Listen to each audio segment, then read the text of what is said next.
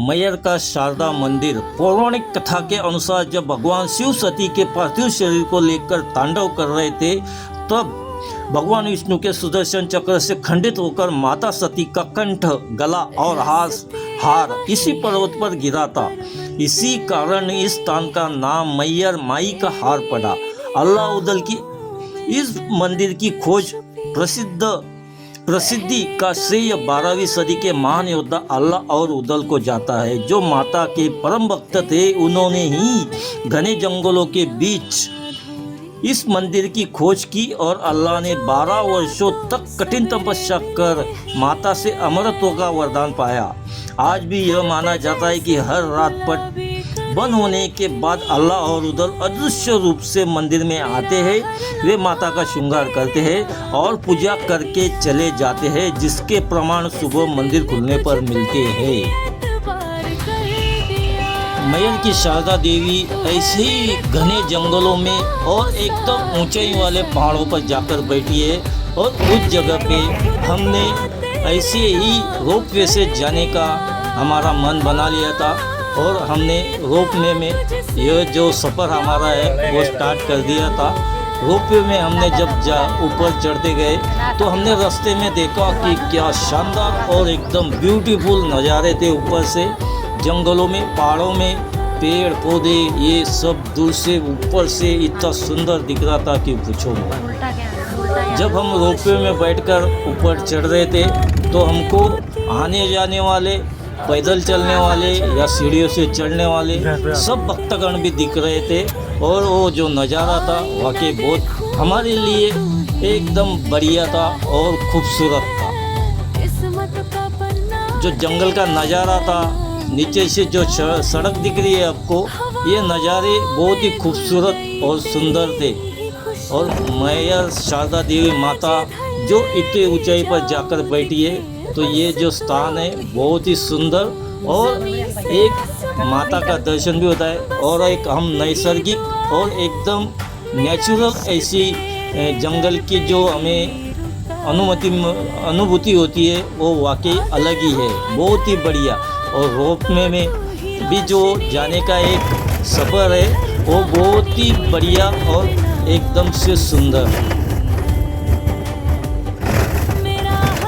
Ropeway में हम जब जा रहे थे और जब ऐसा पोल आता है तो उस पीरियड में वहाँ पे जो एकदम से धड़धड़ाहट होती है तो उससे हम बहुत घबरा जाते थे, क्योंकि वो एकदम से ऐसा जैसे रोड ख़राब होता है उस पर गाड़ी ये होती है, उसी टाइप में यहाँ पर भी हो रहा था। तो उस जगह पे सब घबरा जाते हैं। बहुत ही खूबसूरत नज़ारा था ये रोपवे का भी और उतना ही पैदल चलने वालों का भी और सीढ़ी से चढ़ने वालों को भी मज़ा आता होगा माता का दर्शन करने में। जब हम ऊपर चढ़ रहे थे तो हमको ज़्यादा टाइम नहीं लगा रोपवे के वजह से, लेकिन जो पैदल चलते हैं तो उनको ज़्यादा टाइम लगता है। रोपवे में हम जाने का इसके लिए निर्णय लिया था क्योंकि हमारे साथ में 2-3 जन बीमार थे, इसके लिए हम रोपवे में जाकर दर्शन किए माता का। सामने आप देखिए पर्वत के ऊपर माता का मंदिर दिख रहा है, कितना खूबसूरत नज़ारा है उसका। ये देखिए सामने ही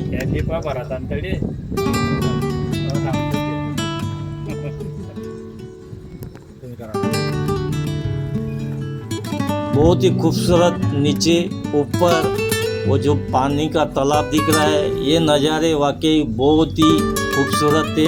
और यही अगर बारिश में आओगे तो यहाँ पे और ही ग्रीनरी का जो नज़ारा होगा वो बहुत ही खूबसूरत होगा।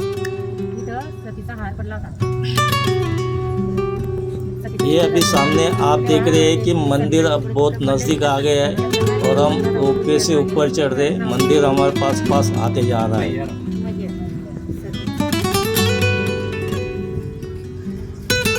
ये सामने अभी जो उसका उतरने का स्टेशन है वो भी सामने दिख रहा है।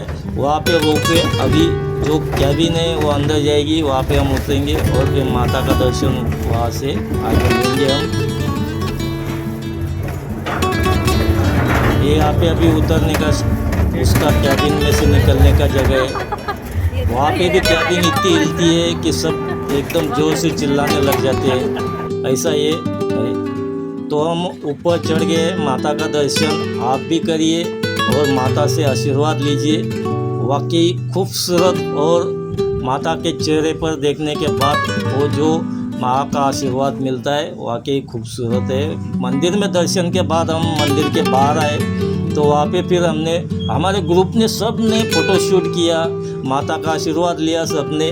वहाँ पे बाजू में भैरव बाबा का मंदिर है, उनका दर्शन लिए, और एक दो छोटे छोटे मंदिर है उनका भी दर्शन किए और सब ने उनका आशीर्वाद लिए।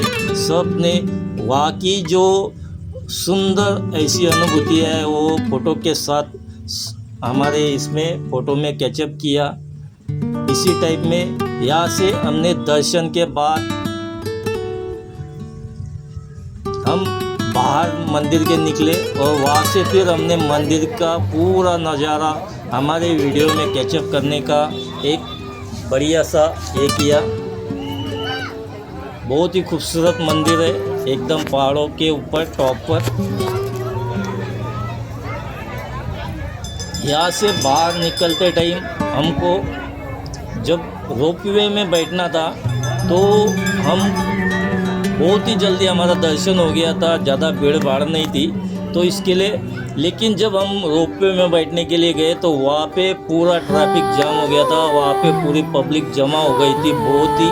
तो वहाँ पे हमको 2 घंटा लाइन में खड़ा रहना पड़ा था, जो हमारे लिए पहले तो हमको पता नहीं था। लेकिन जब हम कैबिन में बैठे रोपवे के और जब नीचे उतरने लगे थे तो वहाँ पे हमको पता चला कि माता ने हमको क्यों रोक के रखा है। तो ये कुछ चीज़ें ऐसी होती है कि जो नसीब से हमको हो जाती है। यहाँ पे बहुत भीड़ थी और ये देखिए जब हमको वहाँ पे 2 घंटे रुकना पड़ा तो ये जो रात का नज़ारा था वो और भी उस हमारे दर्शन को और भी खूबसूरत बना दिया एकदम। इतने पहाड़ों से ऊपर हमने जो ये नज़ारे देखे तो वाकई एक अलग ही अनुभूति हुई हमको, खूबसूरत और एकदम से बढ़िया। और उसी जंगल में से रोपवे से नीचे उतरना तो एक अलग ही अनुभव था। ये देखिए क्या नज़ारा दिख रहा है, ऐसे लग रहा है कि हम कहीं फॉरेन में घूम रहे हैं। ये हमारी इंडिया का नज़ारा है, लेकिन वाकई हमारी इंडिया का है ये, और एकदम खूबसूरत मैया शारदा देवी माता का मंदिर का नज़ारा है ये। जो नीचे सिटी वहाँ के अड़ोस पड़ोस के गांव दिख रहे वो सब एकदम बढ़िया सा खूबसूरत। ऐसा ही हमारा मैया माता का मंदिर का दर्शन हुआ पूरा एकदम। खामोशियों में भी बातें होती हैं, वाकई एकदम खूबसूरत अनुभव होता है वहाँ पे। भी यादें होती हैं, आईना देखूं तो तू ही नीचे भी जो जहाँ से हम रोपवे में बैठे तो वहाँ पे भी बहुत ही बढ़िया नीचे दुकानें शॉपिंग वो भी है। लेकिन हमको वहाँ से तुरंत निकलना था क्योंकि हमें जाना था आगे। तो इसके लिए हमने जस्ट नीचे उतरते ही हमने गाड़ी में बैठे और हमारा सफ़र स्टार्ट हो गया अगले मंदिर के जो भी देवस्थान निकले थे उधर। तो हम हाईवे पे बहुत ही जल्दी लगे, कम से कम 8 साढ़े 8 बजे हम वहाँ से निकले थे। लेकिन आगे चल के हमको ये नहीं पता था कि आगे क्या होने वाला है। बहुत ही ये हमारा हाईवे का सुंदर ऐसा हाईवे कैसे जाते हो तो ऐसा लगा कि अभी बढ़िया आगे हाईवे का ही सफ़र होगा। लेकिन दोस्तों ये देखिए ये जो जंगल लगा ना दोस्तों, तो ये कम से कम 2-2.5 घंटे हमारा ऐसा ही सफ़र चलते रहा। ना आगे से कोई आ रहा था ना पीछे से कोई गाड़ी आ रही थी।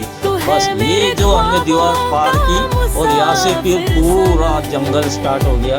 कोई आगे से भी नहीं आ रहा था पीछे से भी नहीं, कोई भी सफ़र नहीं। और हम बीच में ही एकदम ऐसा तो लग रहा था कि कहीं हम गलत रास्ते पर तो नहीं निकल गए या कुछ।